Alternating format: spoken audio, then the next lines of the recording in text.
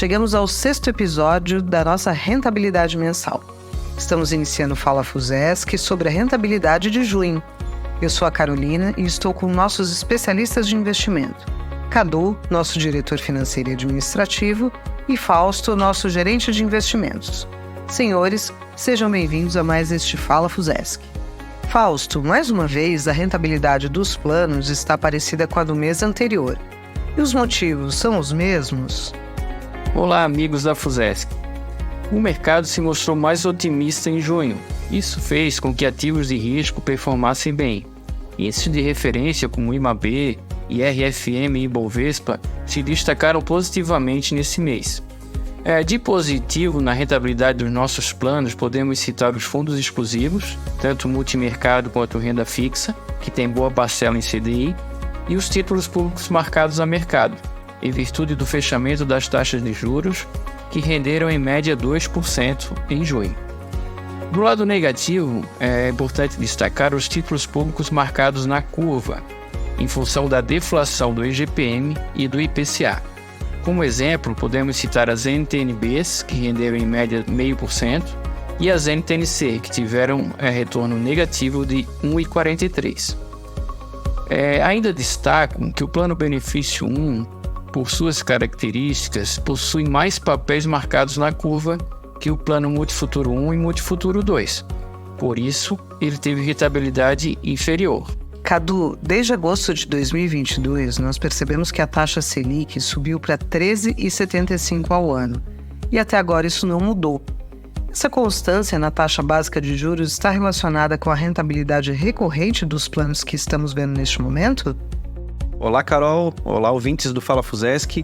Carol, a taxa básica de juros estar em 13,75 tem uma influência natural sobre a rentabilidade dos planos, mas ela não é tão direta quanto parece. Quando a gente olha os últimos 4 meses e vê uma rentabilidade recorrente próxima da CDI ou próxima da Selic, pode passar a impressão para o nosso ouvinte ou nosso participante de que nós tomamos decisão, por exemplo, de alocar todos os recursos em taxa de juro pós-fixada, o que não é verdade.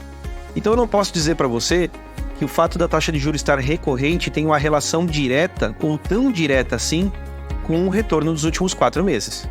Mas é importante que a gente destaque que a taxa básica de juros influencia em todas as outras taxas de juros que o governo pratica com emissão de títulos. Por exemplo, a taxa de juro pré-fixada, a taxa de juro pós-fixada, que é a Selic, e a taxa de juro que está vinculada ao IPCA, todos têm uma relação com a taxa Selic. Porém, dentro da nossa carteira, nós temos títulos que são pré-fixados ou fixados ao IPCA, que dependem também da variável inflação. Então, a inflação, ela é determinante, ou a expectativa de inflação, também é determinante em todo esse mercado de títulos que a gente está vendo. Eu vou dar um exemplo para você, que é um exemplo concreto e que pode fazer com que o nosso participante nos ajude a tomar uma decisão. Quando a taxa de juro pós-fixada, como a Selic, ela fica bastante alta, há um pensamento de, por exemplo, eu como uma pessoa física, abrir mão de ações ou abrir mão de títulos que eu tenho pré-fixados e me posicionar completamente em títulos pós-fixados para poder pegar carona aí na CDI, pegar carona na taxa Selic. Porém, na FUSESC, a gente tem títulos que vencem com muitíssimo longo prazo.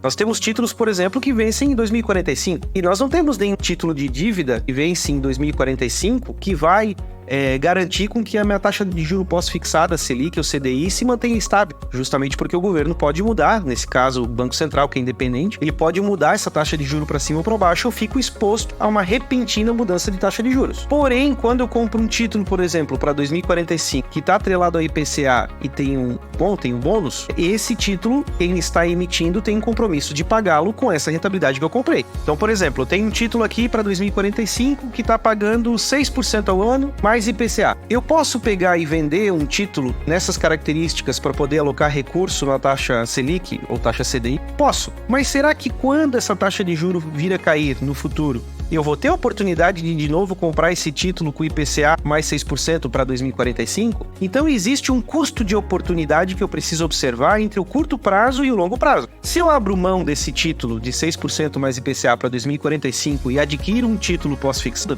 eu tenho que entender que se a taxa de juros subir, eu vou ganhar dinheiro. Se a taxa de juros cair, eu não vou ter oportunidade para comprar. E o meu compromisso com o meu participante, quando ele vir assistido, e o compromisso com os aposentados que a gente já tem, é pagado benefício para 30, 40, 50 anos. Então, a relação de taxa de juro Selic, ela não é tão óbvia quanto às vezes faz para o nosso colega.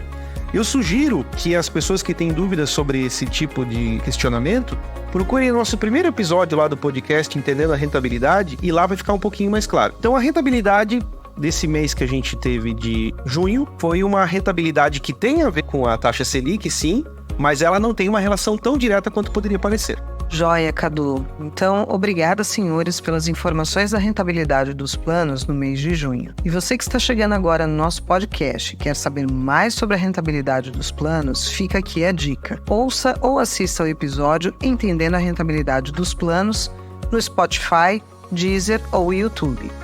E para saber a composição da carteira de ativo dos planos, as rentabilidades históricas e comparações com indicadores de mercado, você pode salvar o número do WhatsApp da Fusesc, que é o 48 40 42 0305, enviar uma mensagem de texto e conferir as informações e outras inovações que preparamos para você.